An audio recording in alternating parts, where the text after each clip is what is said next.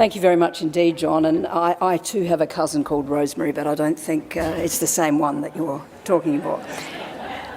Let me first acknowledge the traditional custodians of the land on which we meet, the Ngunnawal people, and pay my respects to their elders past and present. And of course I extend that respect to any Aboriginal and Torres Strait Islander people with us this evening.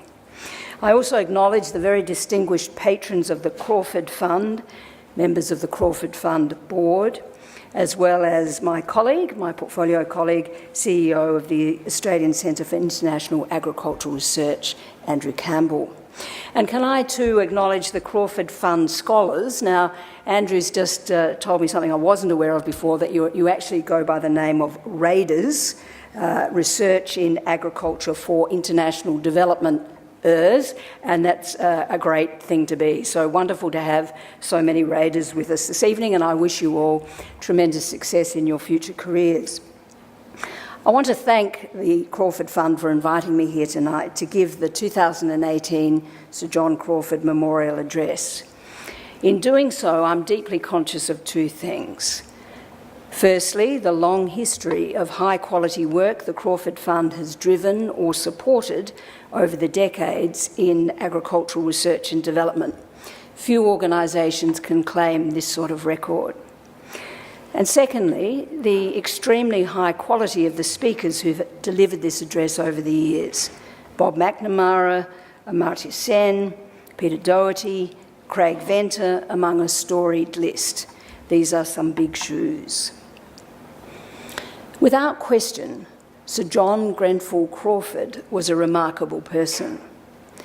One of the Australian public servants who exercised a profound influence behind the scenes on national policy in this country through much of the 20th century, Sir John Crawford casts a long shadow on Australian agriculture and trade over 30 years after his death.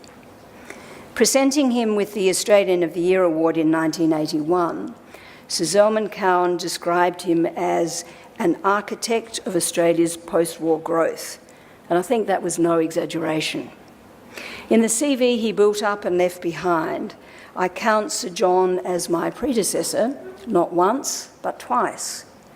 In the 1950s, he was Secretary of the Department of Trade, which amalgamated in 1987 with the Department of Foreign Affairs to become the Department of Foreign Affairs and Trade.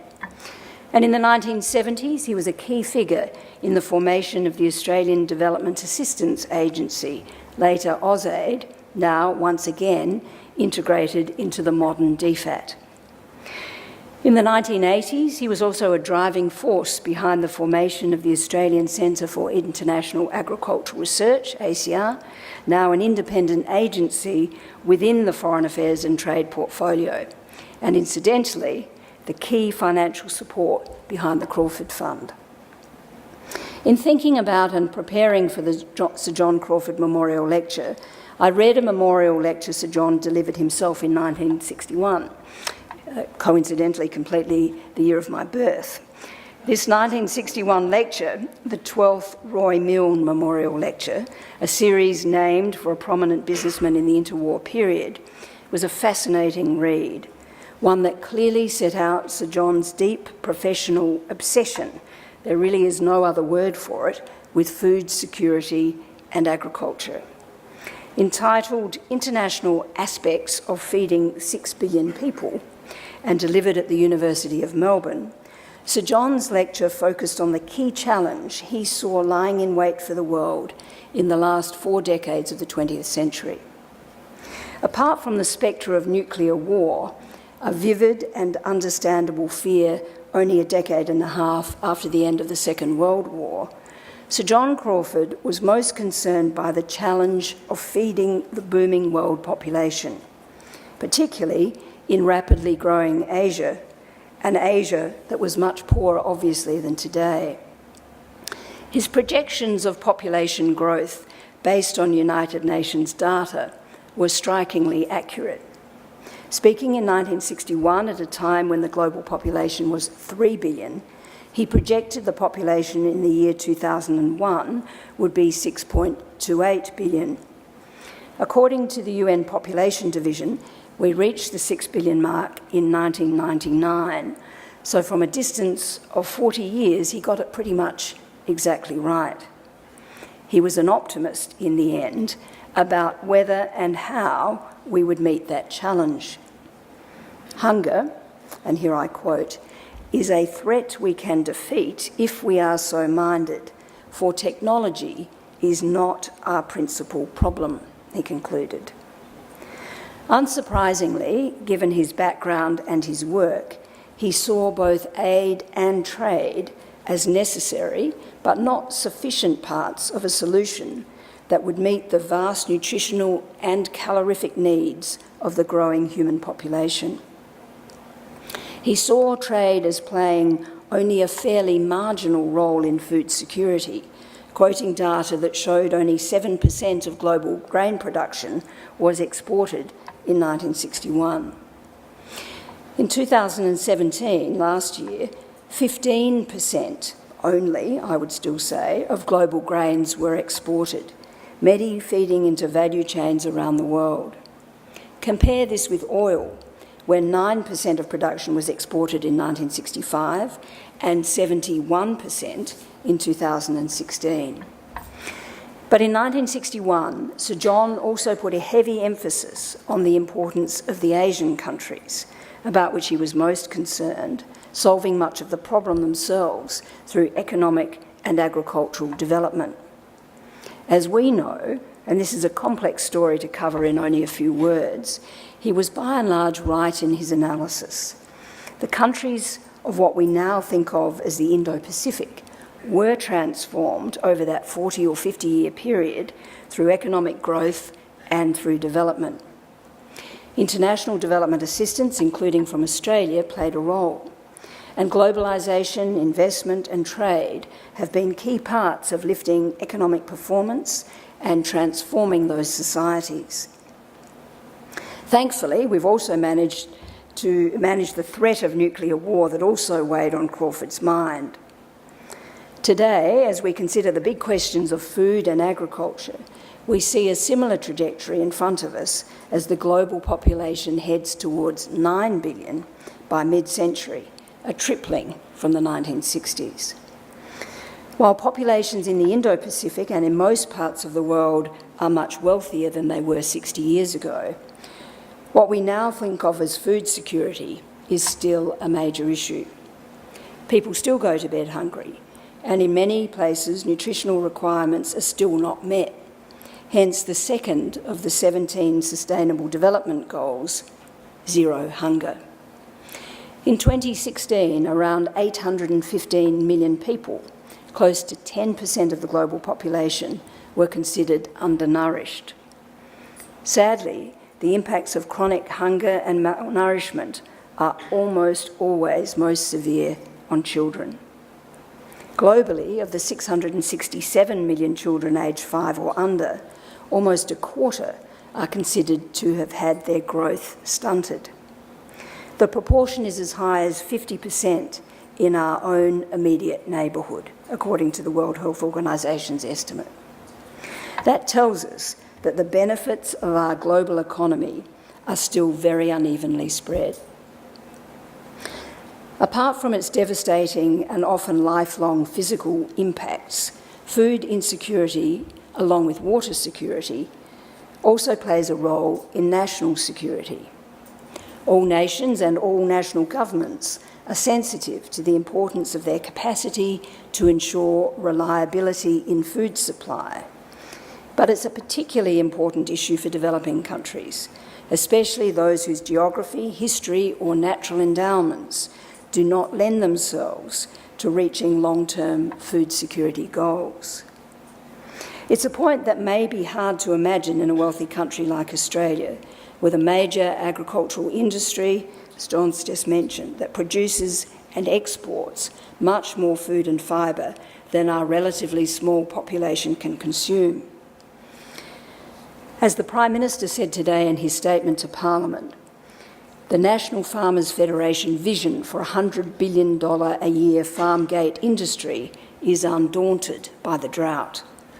In fact, our country exports around 2/3 of its agricultural production. But consider a country like China, whose progress has been far more hard-won. It is an understatement of the highest order to say that in 1961, China was a vastly different country to the global economic superpower we know today, a largely agricultural society focused on internal challenges.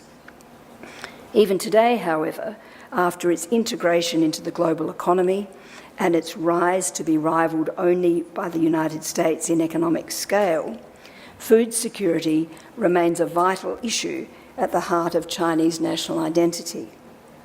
In 1996, the central government produced a white paper on the grain issue in China, which identified national food security, particularly in grains, as a high-order priority.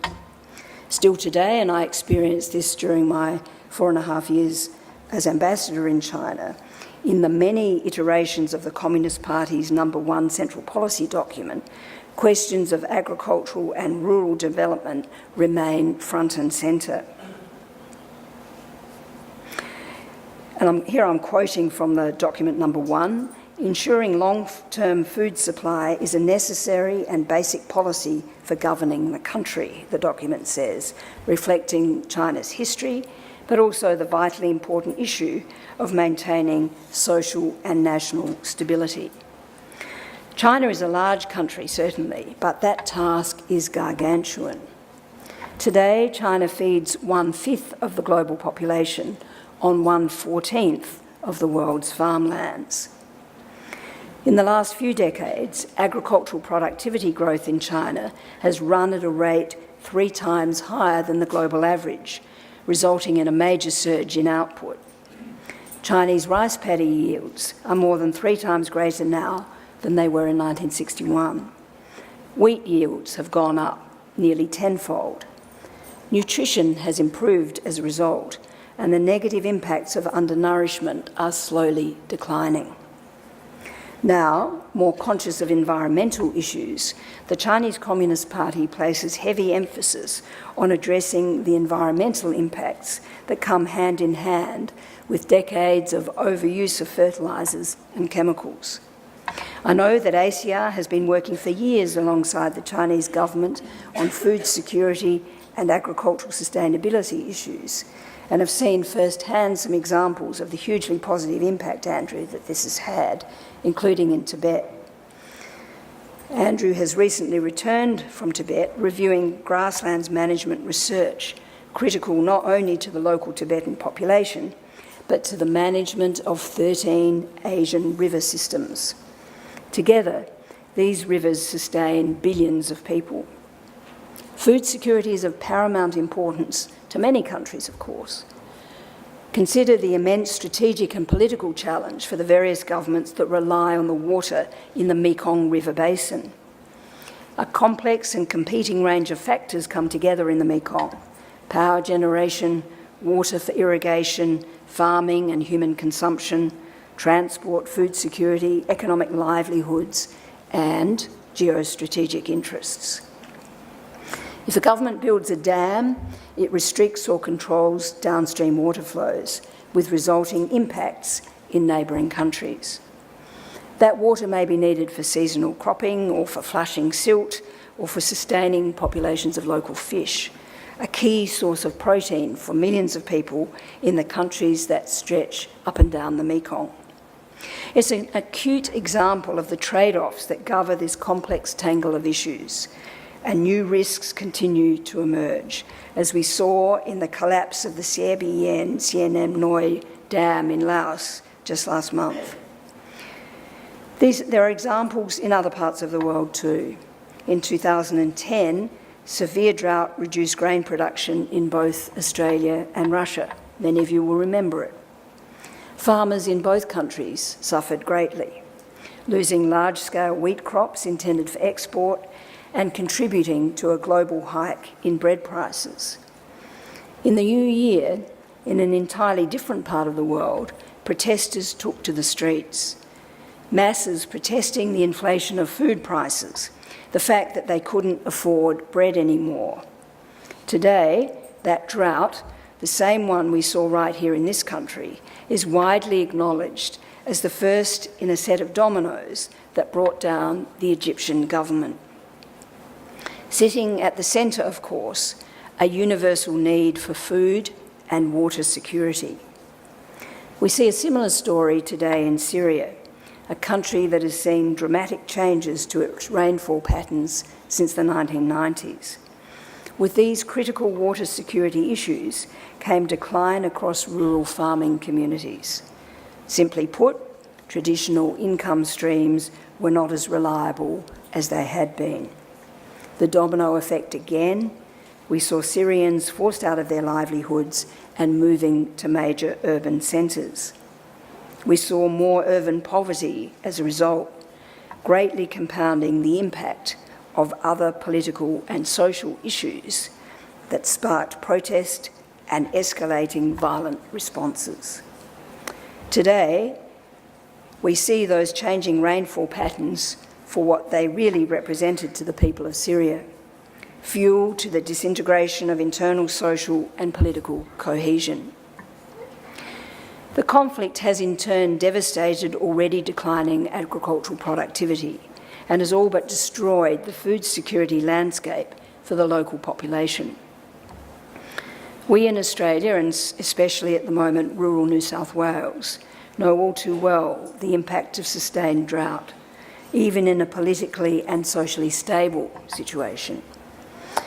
In tough times and an unforgiving climate, we have developed expertise in water management and dryland farming, in developing drought-resistant strains of crops and stock.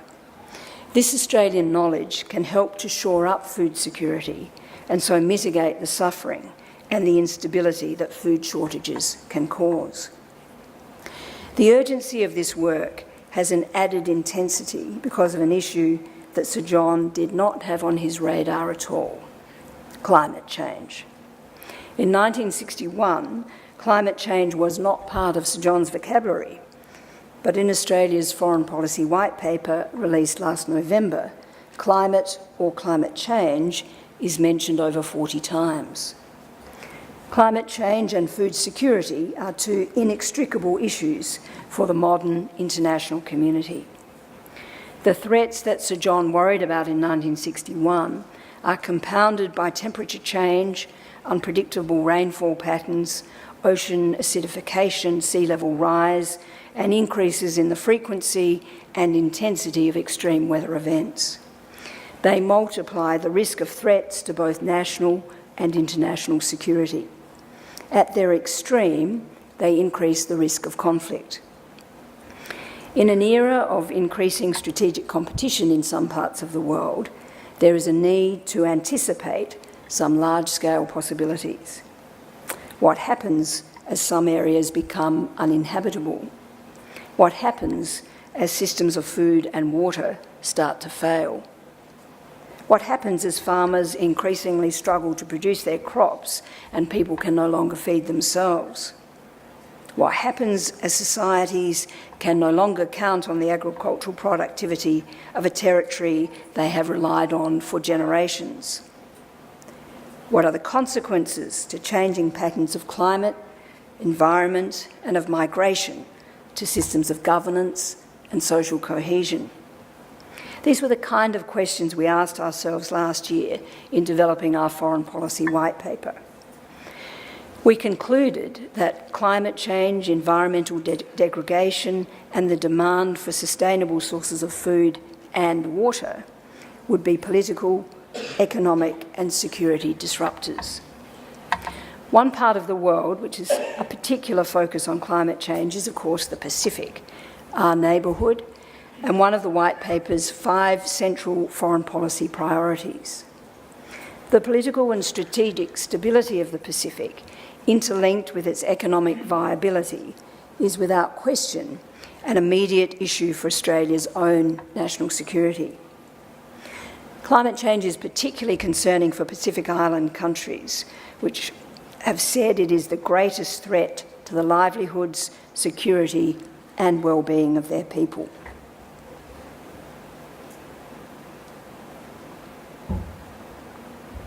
It will impact on food and water security, ocean health and fish stocks. Health risks such as vector-borne diseases will increase. In the long term, it poses an existential threat to some countries and low-lying islands. Today, there is no denying the rising frequency of extreme weather events, economically and emotionally devastating at both a personal and national level. Large-scale migration looms as a growing risk in the years ahead. Whether in the Pacific or beyond, the White Paper clearly concludes that these challenges will undermine stability and could well contribute to conflict and irregular migration. Whether or not conflict is the result, though, is only half the point. What we know for sure is that a changing climate will increase the risk of natural disasters, economic shocks, and disagreement between and within countries, including right here in the Indo-Pacific. These are the interwoven, inextricable threats, inherently issues that require a committed, coordinated effort based on good science by governments the world over. It cannot be done by anyone alone. The big question, though, is whether we have the wherewithal to do it together. The complex nexus between food, climate change and national security adds urgency to the need for global cooperation. Yet here, in the halls of multilateral diplomacy, we encounter another set of difficulties. A more recent predecessor of mine than Sir John as Secretary of DFAT, Peter Varghese, set out some of the factors that have made multilateral diplomacy challenging in recent times and continue to challenge us today. First, the UN had 51 members in 1945. It has 193 today. I don't know whether anyone here has ever tried to reach agreement between 193 parties on complex issues with vital interests at stake, but I can assure you it's not easy. Secondly, many of our multilateral institutions were designed for that post-war world, a world that we just do not live in anymore. In some respects, international institutions have not kept pace with the changes in the distribution of power across the globe and are under strain. A third challenge we face in multilateral diplomacy is that in recent years, a range of countries has shown a willingness to challenge the rules that help to preserve and progress international order. This distracts attention from common challenges and undermines trust. At the same time, traditional powers like the United States and Europe, which have played a prominent role in making international institutions work, are going through major challenges of their own. The United States is reassessing the way it exercises global leadership. In recent times, it has preferred unilateral approaches to international problems. The United States has said it will withdraw from the Paris Agreement. It has shown a troubling willingness to engage in trade disputes as a first resort to achieve its economic priorities. Already, agriculture and the food sector are being affected by new US subsidies to American farmers impacted by China's retaliatory tariffs. This unilateralism runs counter to the spirit of cooperation that is vital in reaching international agreement. In an interconnected and interdependent world, many major challenges can only be solved by collective action. Nations, including Australia, understandably will have an eye to their own national interests. We should not expect it to be otherwise. But managing the challenges of globalisation also requires a bit of give and take. We can't meet these challenges by applying only the narrowest conceptions of national interest. The cooperative approach, though never easy, has allowed us to deal with big global issues, like our collective efforts in the 1970s and 1980s to agree UNCLOS, the United Nations Convention on the Law of the Sea. If we lose that spirit of cooperation in the increasingly contested global environment, climate change could continue unabated and food security challenges could very well intensify. It's a problem with no easy solution. a subject touched upon in the recent Senate inquiry into the implications of climate change for Australia's national security. Reading the written submissions from across Australia, it's clear that many people understand that climate change affects the availability of food and water, and that in turn has national security implications. As a nation, we are relatively well placed to handle those threats. However, the issue of food and water security, burdened with population growth and with increasing climate pressures, will without question weigh on us as well. In 1961, Sir John spoke bluntly when he said, and here I quote again, "I personally doubt whether we are yet pulling our full weight and doubt whether we yet realise the magnitude of the task ahead," end quote. These words continue to have a ring of truth. However, we are nonetheless making headway through our trade agenda and our development program. We've counted some remarkable agricultural achievements since 1961, helping to feed millions and to raise productivity and agricultural yields around the world. As Australians, we add value through world-class research and innovation. Sir John recognised this 57 years ago, calling it our imaginative invention. It's clear that in today's competitive agricultural world, Australia's imaginative invention is delivering, whether through the transfer of new technologies or through the sharing of agricultural expertise. From a DFAT point of view, our partnerships with the private sector are indispensable. Many of our large agriculture development initiatives work directly with businesses to transform local agri-food market systems and to protect otherwise vulnerable smallholder farmers who play a vital role in food production across our region. It's about making a practical contribution to achieve more productive, sustainable and climate-resistant agriculture in developing countries. We support, for example, the CPACT, Centre for Pacific Crops and Trees, an organisation that provides Pacific farmers with seed varieties tolerant to drought, salinity, cyclones, floods and frost. We are also broadening the trade story to distinguish necessary conversations around food security from protectionist rhetoric tied to food self-sufficiency. We are attracting foreign investment to grow the Australian agricultural market and taking some of that experience back overseas, leveraging our natural strengths in agribusiness and in food. German company Bosch is investing, for example, in The Yield, a Tasmanian agri-tech startup that measures and predicts weather data in real time and pairs it with intelligence specific to the crop. It's valuable technology with benefits to both productivity and to the environment. Domestically, this kind of innovative research is reflected in the wonderful work of ACR, another Crawford legacy.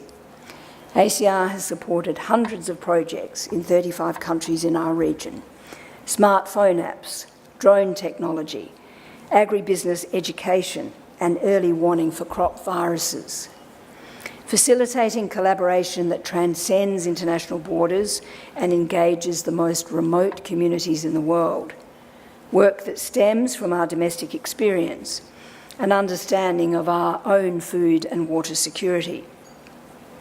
To take one example from right here at home, our National Water Initiative is in so many ways a best practice blueprint for managing water resources across jurisdictional boundaries, analogous in some respects, but in some respects only, to the transnational management issues we see in the Mekong and in so many other parts of the world. We have great insights into the practical challenges of cooperation, where the stresses on shared resources are extreme and prolonged. This is, after all, not a theoretical exercise, and having built our expertise at home, we commit to sharing it internationally under the umbrella of the Australian Water Partnership. So too does our work stem from our domestic understanding of gender bias, a factor that the Crawford Fund recognises as a major inhibitor in improving agricultural outcomes. As far as DFAT is concerned, gender equality and women's empowerment are a core part of our diplomatic, trade and development work. We focus on improving education for women and girls, on opening up community participation, on allowing for engagement in decision-making. For instance, DFAT trains Pacific women to participate at the table as negotiators in major international climate change talks. The evidence is clear. These kinds of efforts improve outcomes in community nutrition, they slow down population growth, and they strengthen resilience in the face of climate change. It's an issue that requires broader engagement between people, just as much as it does between states. And on both counts, we must do what we can to ensure that happens. Sounds as if it might be time for my conclusion, and happily it is.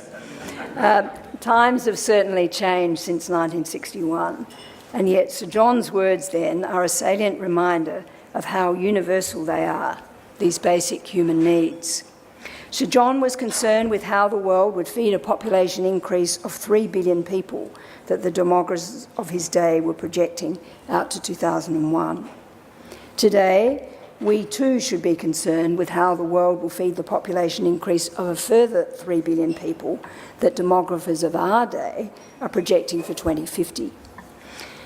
Climate change is an exacerbating factor that Sir John did not have to contend with, but that we can no longer ignore. It will not change the extra 3 billion people that we have to feed, but it will exacerbate the challenge of feeding them. It will exacerbate the risk that territories in some parts of the world will no longer be able to support the people who live on them. It will exacerbate the risks of resource competition, of health challenges, of economic prosperity, of humanitarian disaster.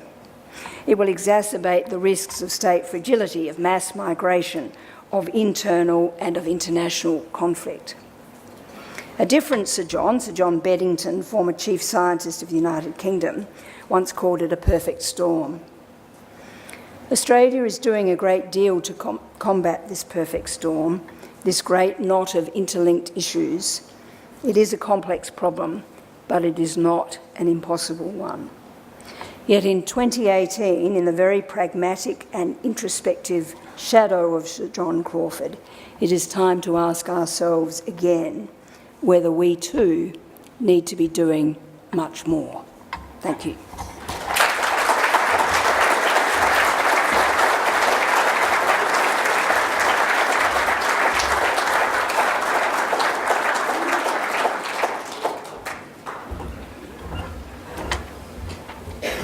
Thank you very much, Francis, and thank you, John, also for your welcome this evening. It was great to hear such a cogent demolition of the false equivalence between drought support and overseas aid. Francis, you've given us a timely reminder of the prescience and the boldness of vision of Sir John Crawford, and a really succinct outline of the scale and complexity of the nutrition challenge, which is, I think, an extremely well-chosen topic for this Crawford conference. And personally, it's great to hear a Secretary of DFAT link agriculture to the major national and international security issues that were traversed in the Foreign Policy White Paper. You linked it to China, an area of particular expertise, the Mekong, the Middle East, the great flashpoints of the world, or potential flashpoints.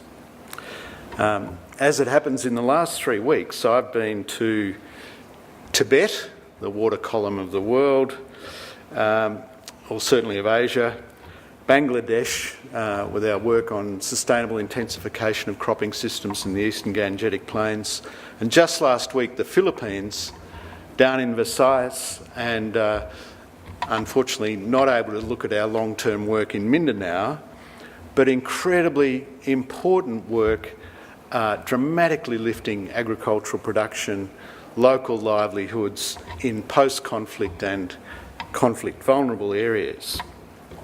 There's a blog today on the Lowy site pondering what soft power might look like in 2018. What I've seen the last 3 weeks in our work in Tibet, the Eastern Gangetic Plain and the Philippines is the most powerful of soft power in my view. Frances, like her predecessor Crawford, clearly gets that agriculture and agricultural science in particular is a strategic national asset for Australia, especially as we now confront the risk multiplier of climate change. She concluded her wonderful address with a tantalising question about our level of ambition. What would the visionary Crawford be advising Prime Ministers today? How can we, in his words, pull our weight? I don't think we can match the Belt and Road in terms of getting the engineers' nostrils flaring with the smell of wet concrete. However, I think we can play a leading, facilitating role in helping the world build the knowledge infrastructure, the intellectual architecture, and the international science and policy partnerships that are going to be needed to tackle the converging insecurities of food, nutrition, water and energy, all of them intricately intertwined and with sometimes unhappy feedback loops, and all of them amplified by the risk multiplier of climate change. Thank you, Frances, for your characteristic precision and eloquence, and can I ask everyone to join me in expressing our appreciation.